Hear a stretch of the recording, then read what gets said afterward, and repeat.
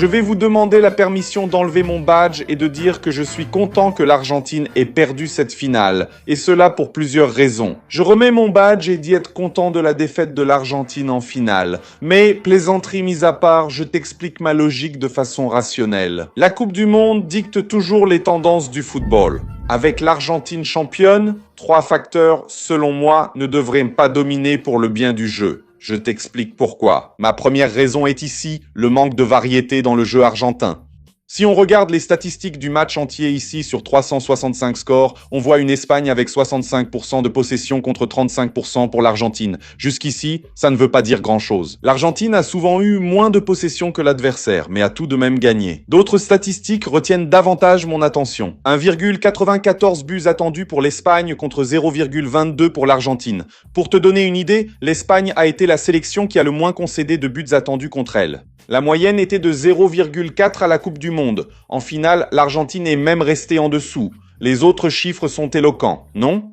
20 tirs contre 2-12 cadrés contre 0. 4 occasions dangereuses contre 0 aussi. Et ce n'est pas tout, d'accord ? Certains chiffres me surprennent parfois en football. D'abord, Optajo a partagé sur Twitter que l'Argentine est la première équipe de tous les temps à ne pas avoir tiré une seule fois en 90 minutes lors d'une finale de Coupe du Monde. Et ce n'est pas tout, Optajim a ajouté, pour compléter ici, que sur les 900 matchs disputés en Coupe du Monde pendant la période d'analyse d'Opta. Depuis 1966, c'est-à-dire quand ils ont commencé à cataloguer les chiffres et à avoir des statistiques complètes. Seulement 3 équipes n'ont tenté aucun tir pendant le temps réglementaire. Le Costa Rica contre le Brésil dans les années 90, le Costa Rica contre l'Espagne en 2022 et l'Argentine maintenant en finale de Coupe du Monde en 2026 contre l'Espagne. Bien sûr, même avec tous ces chiffres, cela aurait pu arriver, l'Argentine aurait peut-être pu marquer un but dans les dernières minutes, elle n'a eu aucune tentative pendant les 90 minutes, mais elle a essayé 2 fois et je suis sûr que ceux qui étaient contre l'Argentine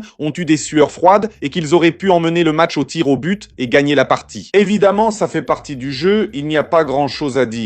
Mais pour moi, la campagne de l'Argentine dans cette Coupe du Monde a été pleine de failles. Pendant qu'on analysait par exemple une France qui arrivait aussi bien à attaquer rapidement qu'à garder la possession du ballon, une Espagne maîtresse dans la possession, une Espagne qui, même avec ses failles, arrivait à créer du jeu et à attaquer de différentes manières. Sur les côtés, coups de pied d'arrêté, tirs de loin. L'Argentine n'a jamais eu tout ce répertoire pendant la Coupe. Il y a eu des matchs, par exemple, où le jeu exigeait que l'Argentine ait la possession du ballon et occupe le camp adverse, comme ça a été le cas, par exemple, lors du match contre le Cap-Vert. Mais ils marquent un but tôt et abandonnent complètement la possession du ballon, invitant le Cap-Vert à attaquer. Ce n'est pas un problème en soi, mais cela montrait une grande pauvreté tactique de l'Argentine. Dans d'autres matchs, comme contre la Suisse, l'Argentine est toujours pressée haut. La Suisse a su la gêner en augmentant la pression. Donc, l'espace serait dans le dos de la défense. Mais maintenant, ma question est-ce que l'Argentine a exploité ces espaces ? Pas du tout. Quand l'Argentine s'en est-elle bien sortie ?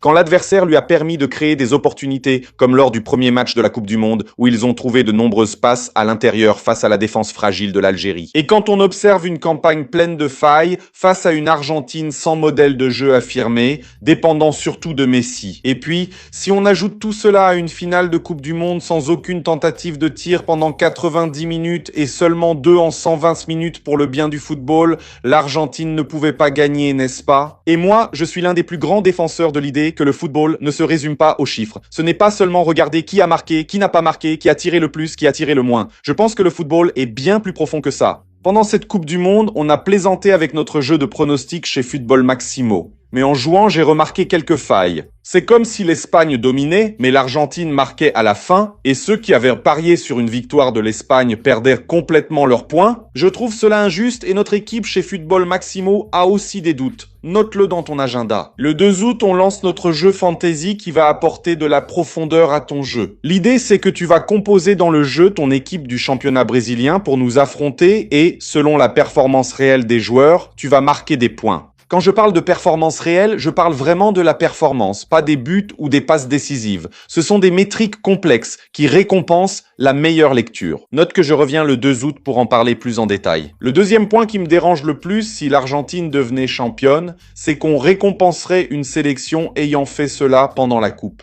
Regarde, Lionel Messi est là, un joueur espagnol est soigné au sol, Marc Cucurella vient lui parler, couvre vite sa bouche ou la gratte, on ne voit pas bien, et Messi s'en rend compte, déconcerté. Il ignore complètement ce que Marc Cucurella est en train de dire, il fait un pas en arrière et commence à appeler l'arbitre. Marc Cucurella se plaint. Tous les joueurs argentins disent qu'il a couvert sa bouche, mais ce n'était clairement pas une insulte. Et ce qui est encore plus curieux, c'est que cette nouvelle règle du football est née surtout à cause d'un Argentin accusé, puis ayant confirmé un acte raciste envers un Brésilien en Ligue des Champions. C'est donc très ironique, non? L'Argentine cherche à en profiter alors qu'il ne s'est rien passé. Et ce n'est pas tout, d'accord? C'est un match où l'Espagne a subi 22 fautes, soit plus que l'Argentine, et certaines étaient même, selon moi, exagérées. Curieusement, ici, l'Espagne remporte aussi 60 duels contre 56 pour l'Argentine. Je veux même voir le nombre, par exemple, de Paredes, qui pour moi a été assez discutable. Il est entré en jeu, n'a pas joué tout le match, a pris un jaune, et malgré cela a commis de nombreuses fautes et actions antisportives.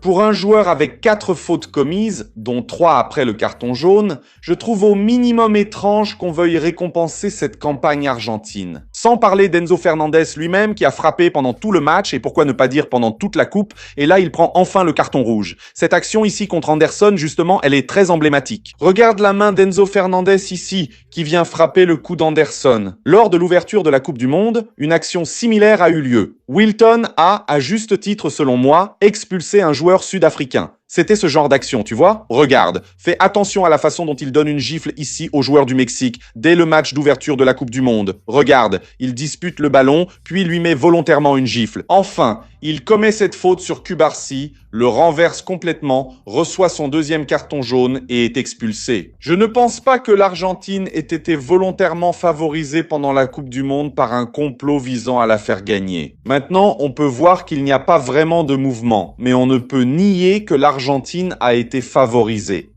Pas parce qu'il existe une conspiration, mais à cause d'erreurs d'arbitrage, tout simplement. Certaines actions où, à mon avis, il n'y a eu absolument aucun critère. Lors du match contre le Cap-Vert, tout le monde sait que cela a été évident. Et en parlant du match précédent, il faut qu'on parle de cette situation ici, avec le but annulé de l'Espagne déjà pendant la prolongation. Je pense que le football est fait pour être joué, et que des contacts sont inévitables pendant un match. Il y aura toujours des coups ou des bras qui se touchent. Mais il faut qu'on mesure l'impact de ces actions. Et définitivement, ici, pour moi, il n'y avait pas d'impact suffisant pour annuler le but de l'Espagne. Regardons un peu. Pedro Porro fait le centre. Et je veux attirer ton attention sur cette zone du terrain. Regarde bien, il n'y a même pas de duel pour le ballon. Autrement dit, Otamendi ne pouvait même pas entrer ici dans le rayon d'action pour jouer le ballon. Et là, ici, il y a un léger écrasement sur le pied d'Otamendi qui se laisse tomber. Personnellement, je n'ai jamais vu quelqu'un se faire marcher dessus et lever les 2 pieds en l'air. Et ensuite, dans la suite de l'action, là oui, Mika Merino gagne. Il frappe et, sur le rebond, Nico Williams marque. Sous cet angle, c'est plus clair. Ici, il y a un léger contact sur le pied d'Otamendi alors qu'il ne joue même pas le ballon. Bref, c'est un détail du jeu. Si on s'arrête pour siffler ça à chaque fois, le jeu n'avance pas. Le ballon revient. Et regarde ici Otamendi, non? Quand il sent qu'on marche sur lui, même en retard, il se laisse déjà tomber, plante le pied, puis lève les 2 pieds en tournant. Je ne comprends pas. Regarde, encore une fois. Il marche légèrement sur le pied d'Otamendi, ici dans le coin de l'image. Et là, il avait déjà un pied en l'air d'ailleurs. Il lève l'autre pied aussi. Désolé, mais ici, je dois vous le répéter. Pour le bien du football, l'Argentine ne pouvait pas gagner cette finale. Et là, pour moi, on en arrive un peu à la 3e raison. Je crois aussi que le football a ce qu'on peut contrôler et ce qui échappe au contrôle. Ce qu'on contrôle, ou du moins ce qu'on essaye de contrôler, et ce qui se passe réellement pendant le match. Et quand on regarde le parcours de l'Argentine et de l'Espagne, on voit un peu 2 visions opposées s'affronter. Une équipe qui planifie, qui cherche les opportunités, qui fait circuler le ballon, et qui parfois semble même trop bureaucratique, comme c'est le cas de l'Espagne. Est-ce que cela veut dire que l'Espagne mérite de gagner les matchs? Je ne crois pas. Elle peut jouer de cette façon, ne pas trouver les meilleures ouvertures et pour cette raison, ne pas marquer de but et finir par ne pas se qualifier. C'est comme ça. De l'autre côté, avec l'Argentine, on voit une équipe avec un répertoire de jeu limité.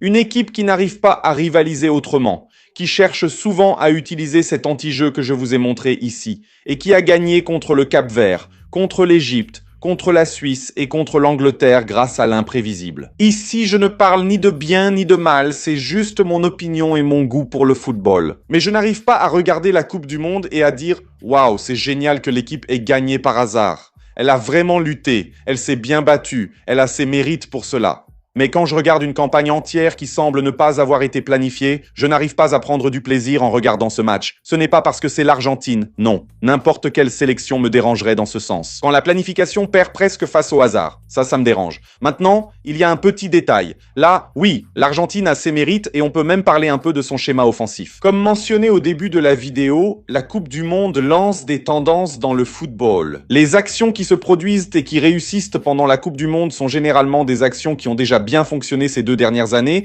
et qui vont fonctionner encore plus après la Coupe du Monde, ou du moins les équipes vont essayer de les reproduire. L'une de ces actions a été créée par l'Argentine durant toute la compétition. Suis-moi. Ce but de Romero face à l'Égypte illustre une tendance qu'a exploité l'Argentine pendant la Coupe du Monde et que vous verrez sûrement après. Regardez. Le ballon passe par le côté, la défense de l'Égypte recule et regarde bien comment tous les défenseurs font même un pas de plus vers la surface. Ce joueur argentin attaque désormais la surface, mais dans quel but? Pour libérer cette zone du terrain d'où partent souvent des centres sur son mauvais pied ou sur son pied fort, cherchant généralement le second poteau, mais pas seulement. D'accord? Messi, il repère l'espace libre, vise cette zone, centre sur son mauvais pied, et c'est légèrement à contre-pied. Le défenseur a du mal à partager son attention entre le ballon qui est devant lui et l'attaquant. Dans ce cas ici, le défenseur, n'est-ce pas, le joueur qui cherche le but dans son dos, il a du mal à suivre ce qui se passe devant et derrière lui. Ce ballon va passer par ici et Romero marque. Mais ce n'était pas le seul but. Dans le même match contre l'Égypte, regarde encore une fois, je crois que c'est Julián Álvarez qui apparaît ici, je ne suis pas sûr. Il attaque la surface, fait reculer la défense égyptienne et Messi encore une fois centre sur son mauvais pied. Il essaye, échoue, puis réessaie. Cette fois, le centre arrive au second poteau, dans l'angle mort du joueur qui peine à protéger son dos en suivant le ballon. Lautaro avance, se bat, puis Messi marque, et ce n'est pas fini. Regarde encore Messi sur le côté. Je pense qu'ici c'est Montiel, il déborde, il fait reculer la défense suisse. Messi à l'entrée de la surface, le même espace, il frappe du gauche. Bel arrêt de Kobel, dans la suite de l'action. Maintenant sur le côté droit, au même coin de la surface, où Julián Álvarez envoie cette frappe puissante pour marquer. Contre l'Angleterre, c'était un festival. Ballon en profondeur, défense qui recule, Messi rentre intérieur, centre vers le second poteau. Je crois que c'est Nico Gonzalez qui reprend de la tête, beau sauvetage de Pickford.